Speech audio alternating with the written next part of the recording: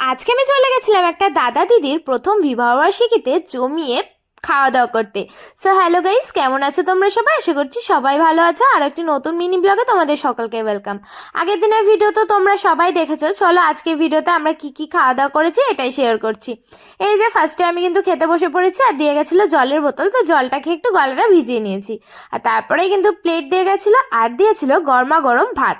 আর এই যে ভাত নিয়ে বসেছিলাম, তখন দেখি আমি বৌদিকে কি যেন একটা বলছিলাম, আর আমার দিকে দেখো কেমন রাগি রাগি চোখে তাকিয়েছিল, আর আমি একটু মানানোর চেষ্টা করছিলাম।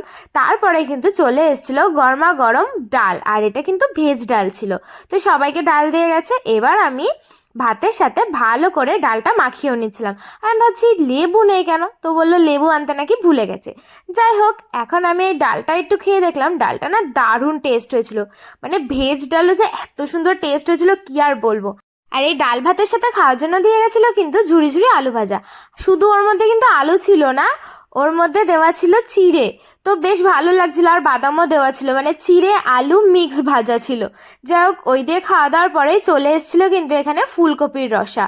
তো আমি একটুখানি ফুলকপি ফার্স্টেই টেস্ট করে দেখেছি, কারণ এই শীতকালে ফুলকপি আর বাঁধাকপি খেতে আমার যে টেস্ট লাগে, মানে তোমরা যারা আমার ভিডিও দেখো তারা তো জানো আমি খুব ভালোবাসি ফুলকপি আর বাঁধাকপি খেতে।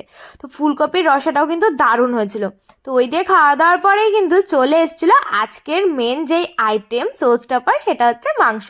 তো আমি দাদাভাইকে বলেছিলাম আমাকে একটু হাড় দেখে দিতে, আর দেখো লেগ পিসটা উঠছিলই না। আমি ভাবছিলাম আমার ভাগে কি পড়বে না, তাই আমি হেসেই দিয়েছি। এখানে কিন্তু বৌদিকেও একটা লেগ পিস দিয়েছিল, আর দাদাকে সব সলিড পিস দিয়ে গেছিল।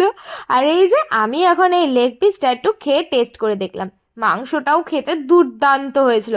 মানে সমস্ত রান্নায় কিন্তু দারুণ হয়েছিল, আমার এক্সপ্রেশন দেখেই বুঝতে পারছো। আমি খেতে খেতে বৌদিকে বলছিলাম যে তুমি একটু রিভিউ দাও যে রান্নাগুলো কেমন হয়েছে। দেখো, আমি একটু ভিডিও করতে গেছি, আর উনি তো ভাত মাখিয়ে যাচ্ছিল না খেয়ে। তা আমি খাই, আর কি করব। তা আমার তো মাংসটা দারুণ লেগেছে, পরে আরও কিন্তু 2-3 পিস আমাদেরকে দিয়ে গেছিলো। আমার এত ভালো লেগেছে যে আমি না আর করতে পারিনি, অবশ্য হাড় দেখেই গিয়েছিলাম। তো এবার দেখো, আমি ওই সলিড যে পিসটা ছিল ওটা কিন্তু পুরো ভাতের সাথে মাখিয়ে খেয়ে নিয়েছি। আর যেহেতু ও কটা ভাত আমি খেতে পারছিলাম না, নষ্ট হবে, তাই আমি কিন্তু দাদাকে দিয়ে দিয়েছিলাম। আর জানো তো, অনুষ্ঠান বাড়িতে গেলে এই লেগ পিস তো আমি নিয়ে নিই, কিন্তু হাড় তো খেতে পারি না। তখন একটা লজ্জার বিষয়, সেই দুঃখে কষ্টে হাড়গুলো আমাকে রেখেই আসতে হয়, কি আর করব। এই যে বৌদিকে আবার বললাম একটু রিয়াকশন দাও, বাট ওনার মুখে তো কোনো হাসিই নেই। বৌদি খাওয়ায় ব্যস্ত ছিল। তো যাই হোক, তারপরে চলে এসেছিল কিন্তু এখানে আমের চাটনি, আর তার সাথে কিন্তু পাঁপড়। আমের চাটনি বহুদিন পরে খাচ্ছি, আমার তো বেশ ভালোই লাগছিল এই চাটনি দিয়ে পাঁপড় দিয়ে খেতে। আর দেখো, একটা কিন্তু বড় আমের টুকরো পড়েছে, ওটাও আমি বেশ ভালো কিন্তু জমিয়ে খেয়েছি। আমার তো বেশ ভালো লাগছিল, টক টক মিষ্টি মিষ্টি। তারপরে আবার পাঁপড় দিয়ে খাওয়া শুরু করেছি, আর তারপরে এই চলে এসেছিল কিন্তু মিষ্টি। মিষ্টিটা দেখতেও কি দারুণ লাগছে, তাই না?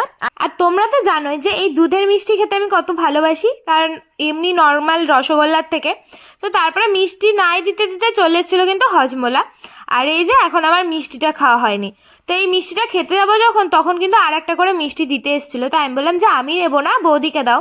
আর এদিকে কিন্তু দাদাও নিয়েছিল, কারণ এর আগে আমি একটা মিষ্টি খেয়েছিলাম খেতে বসার আগে। তো এখন আমার পেটে আর একদমই জায়গা ছিল না মিষ্টি খাওয়ার মতো। তো অল্প খেয়ে আর বাদবাকিটুকু আমি পারছিলাম না, ওইটুকু আবার দাদাকে দিয়ে দিয়েছিলাম। খাওয়া দাওয়ার পরে বাইরে এসে দেখি যাদের অ্যানিভার্সারি ছিল সেই দিদি কিন্তু দাদাকে এখন দেখো গোলাপ দিয়ে প্রপোজ করছে। বেশ রোমান্টিক একটা মুহূর্ত। তো যাই হোক বন্ধুরা, আজকের ভিডিওটা তোমাদের কেমন লাগলো অবশ্যই কমেন্টস করে জানাবে। ভালো লাগলে লাইক শেয়ার করে দেবে, আমার পেজটা ফলো করবে। তো আজকের জন্য বাই, দেখা হচ্ছে next video. Bye, love you guys.